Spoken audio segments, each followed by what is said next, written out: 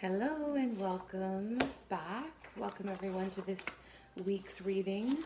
Thanks for joining me. I'm Sarah from Spiritual Side Reiki and Tarot. This week we're going to be doing your weekly general reading for the week of December 1st to December 8th. So I've just posted the monthly December read. Thought that would be cool if you want to check that out before this one. But whatever is resonating with you, whatever you stumbled across, whatever you're finding, thank you for being here. Like, sharing, and subscribing. Yeah, if you like this, it circulates to more people, and it's kind of cool to get the word around. So feel free to drop a comment below, and let's see what the ethers got going on for us. A general reading for the collective. So like I say every week, just keep an intention or a question or something you're looking for clarity or a message on in your mind's eye while we're doing the cutting and the channeling of our spirit guides. And I'm going to cut the deck now, and like I always also say, take 2 or 3 messages away from this reading, and whatever resonates with you, apply them. Even if you maybe don't resonate with the topic or the subject matter of the reading, maybe it'll help you gain clarity and insight on maybe something that someone else is going through. So maybe it's a situation that impacts you that someone else is going through.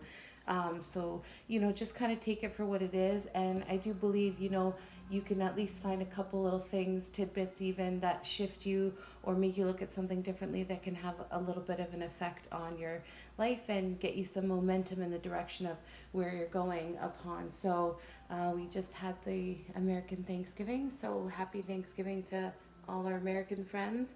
And we are entering into December now, which is a time of celebration, a time of holiday festivities, but it's also the beginning of winter and the solstice. So what we want to do is also remember to take some time. So I'm excited. So I'm going to cut the deck and see what the cards are saying for us for this week.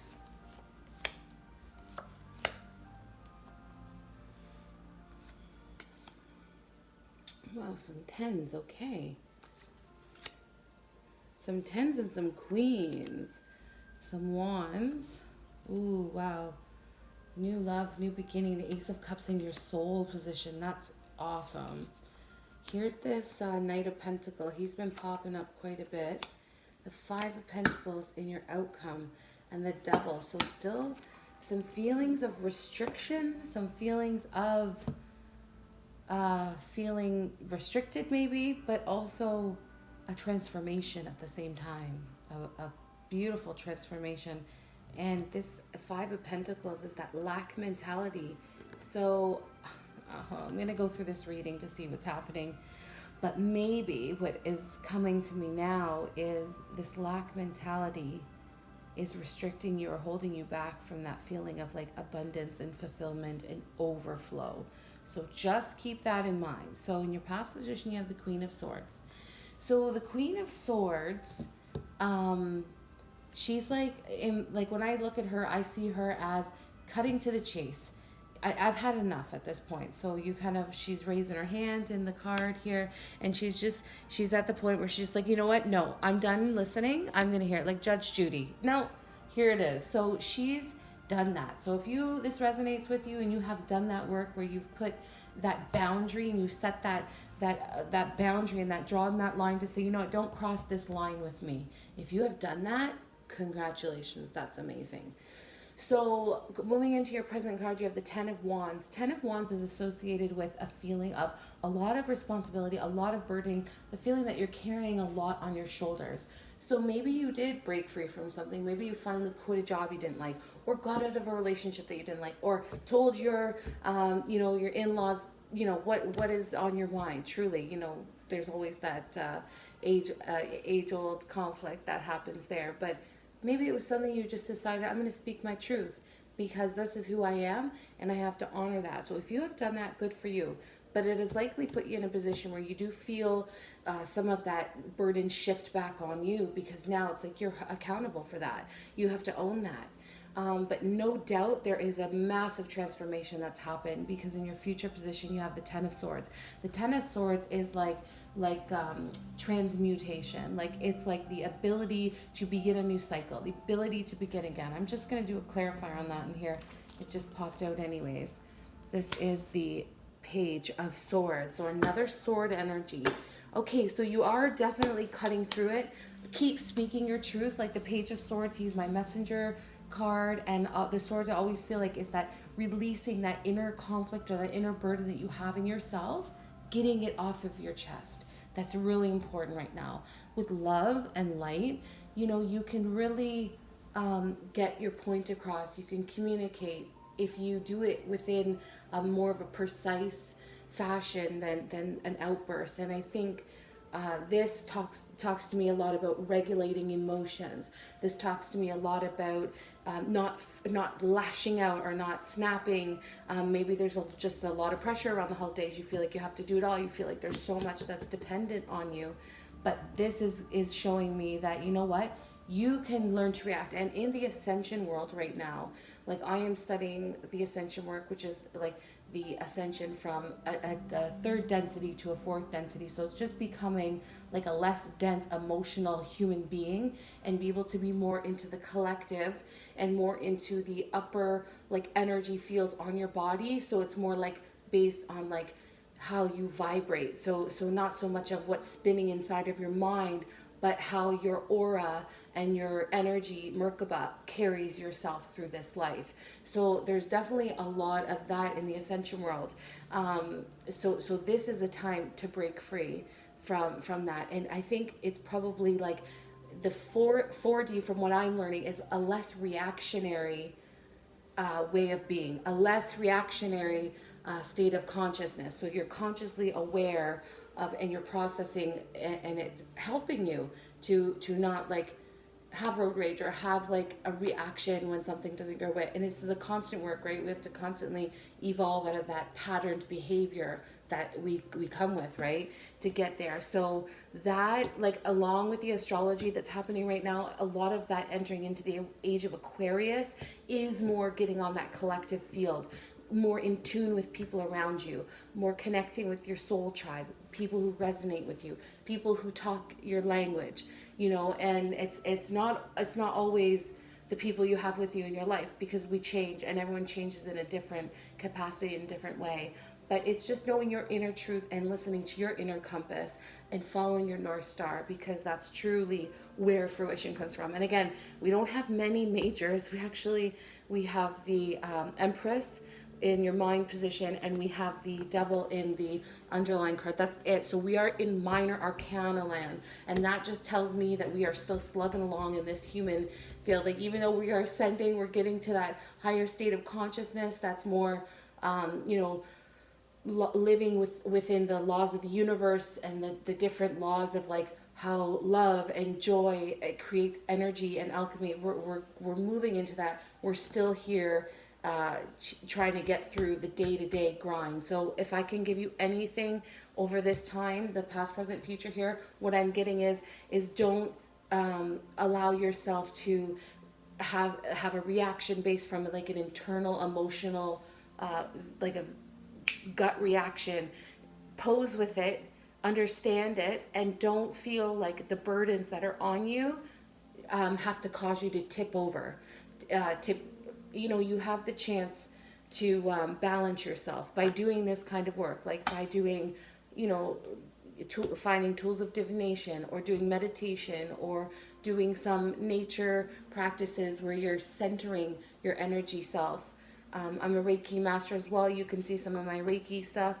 That's a great way to tune into the energy. That's really what this whole light work and this ascension is. It's becoming less dense, less linear, less one-minded, more multi-dimensional, and it's a neat thing. So hey, it's kind of something that's maybe we're propelling forward more because technology, but certainly people are realizing that we have a lot of control over our fate and destiny by getting good actions moving forward towards our hopes and dreams and desires and goals and what have you. So I would just say to you, in this phase, continue to rebirth yourself. If you have a crappy day, the one day you yelled out your window at somebody and said, F you, that was my parking spot, wake up the next day, let it go, Release that. Do not hold on to that anxiety. Do not hold on to all of that, because that just will create more density, more density, more density in the body. And when you're young, yeah, you don't really realize, but as you get older, it starts to bring you down, weigh you down, illness, disease. So we want to keep ourselves light and free. And by releasing emotions, and by releasing emotions and moving forward, you do that by being centered. So you know, and this is a great thing for me too, because I continuously have to practice not overreacting at things. But that's again a pattern, and realizing that. So anyways, I'm getting great energy in terms of just setting good boundaries, you know, doing your, you know, conflict, dealing with your conflicts from a place of love, because you did get this Ace of Cups, the chalice there.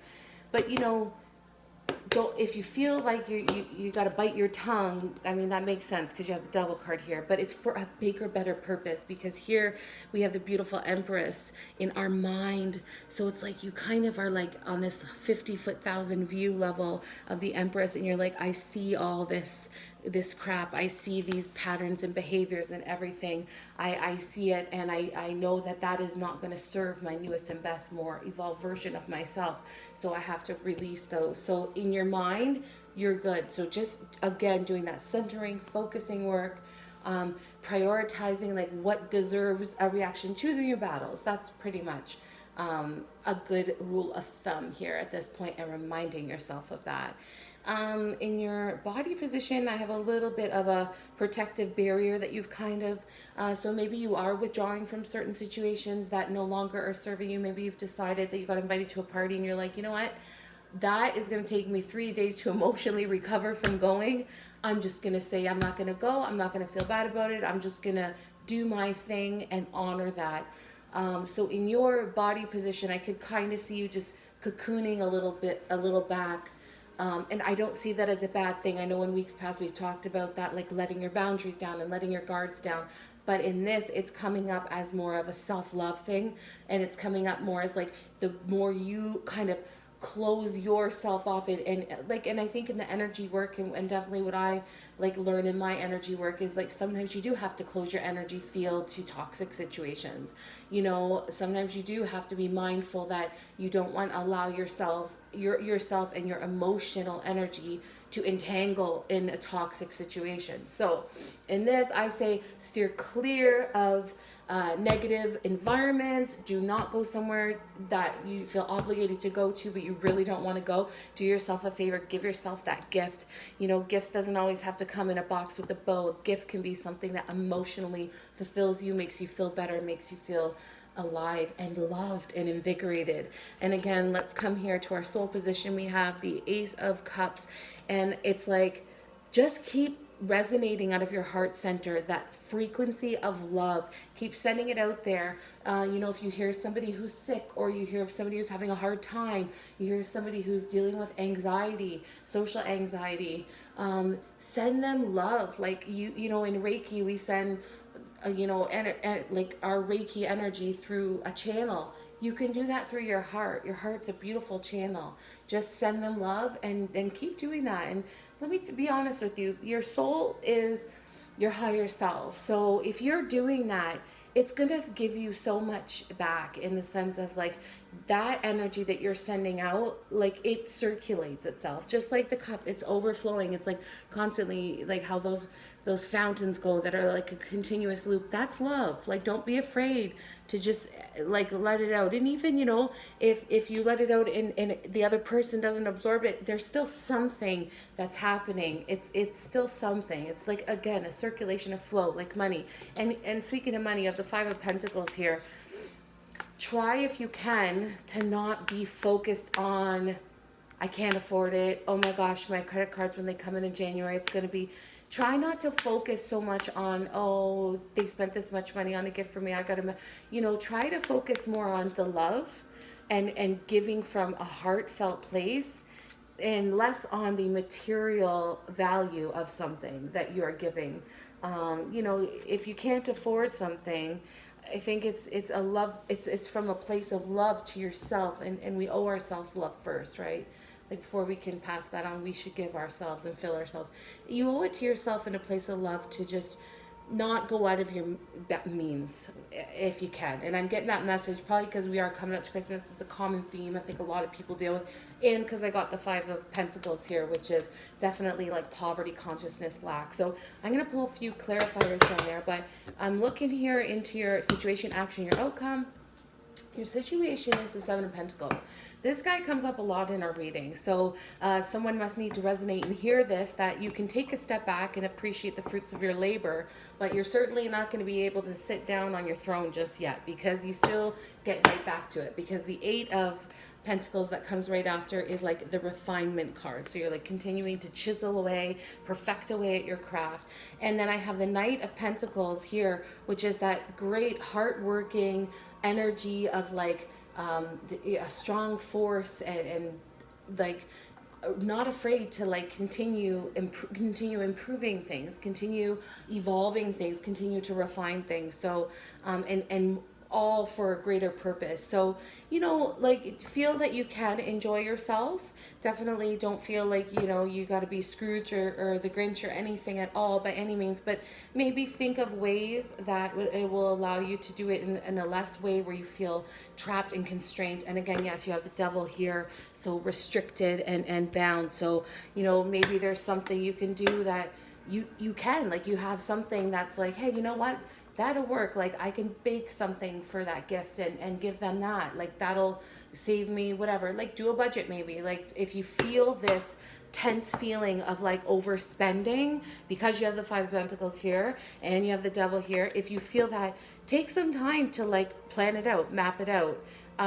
Don't be afraid to be diligent about this. Don't be afraid to be practical about this. You know, we are entering into Capricorn season after our Sagittarius season. So we are in the still in the fun of things right now, that expansive, great stuff. But actually Jupiter moves into Capricorn tomorrow. So yeah, a little bit of that tightening up the ship, because as we know, Jupiter has been in Sagittarius for a while now, like over a year, I want to say. And that is like in its home sign and expansion and new experiences, adventure, like all that. So you know, whatever you maybe are on a little bit of a, I'm kind of on like a little bit of a spending binge right now. I better rein myself in a little bit. You know what? Do that. Take stock of what you got, evaluate it. Maybe you could, you know, open a box of 3 creams, mix them all in with a pair of socks or something, and make little gifts out of that. So thinking outside of the box, that's going to save you some either money or some stress of overspending. So however you can get creative. And again, I know we talked about creativity. I think it was the spread before, but yeah, that creativity, however that manifests and however you get that juice of creativity, just break free from whatever is chaining you and restricting you. Because you know what? You got it going on. You got the Empress in your mind. You are on your A game. So keep on that. Like, hey, not a bad thing. And even not a bad time to start looking at your recap of 2019, going over kind of your list of intentions that you set at the beginning of the year, where you're at with all those, and start creating a list of intentions for 2020. 2020 is a huge year astrologically. You talk about that ascension stuff we were talking about. We are stepping into the 4D. We are stepping into more of a collective community. And again, that age of Aquarius, we're just starting to see us getting more into our own sovereignty as individuals and how we can connect in to this like entanglement and interconnectedness of humans all around us, and how we can build and gap and build bridges and you know, bring gaps together in community and people and wellness and for the greater good, because that's what Aquarius is, right? It is the greater good. My astro girl told me this because I think I was mistaken, that I thought the Aquarius was an individual, but it's more of an individual is they don't even need to go to the individual because they're so solid in that, and they're already just, they have a knowing, they're like in the 4D. Anyways, that's a whole other thing, but it's always a pleasure reading tarot cards for you. I love it. It's a great tool of divination, and it's something that I enjoy doing. So thank you for for joining me, and like, sharing, and subscribing so we can get this channel to go viral. Now, I've been on for 2 months, and I'm hoping to continue to expand it. And as time goes by, I will be opening up for private readings down the road, but that is not something that has been organized yet. And maybe I need to get my 2020 intention list going. And actually, I will. That'll be my homework this week, as yours as well. So, and also maybe into the separate signs, the astro signs. Now, I just like reading a collective. I think a general energy reading is fine to do with this, because, like I said, either you'll take 2 or 3 messages away that resonate with you in your story, or you're dealing with somebody who's kind of going on with this, and you'll get some insight. It's called cross-watching for the signs, but really it's just your ability to, again, take 2 or 3 messages that trigger you and cause a little bit of a reaction. So we're swimming along into December, and here we are, December 1st. So I will see you next week for your weekly general energy reading, and I promise you the 2020 overall yearly reading, and I will get that up. So hopefully before Christmas and New Year's, I will have that up so you can kind of get a little bit of a taste of what I'm feeling from these cards as what we are looking at for 2020. All right, well, have a great week, and thanks for joining me on Spiritual Side Reiki and Tarot.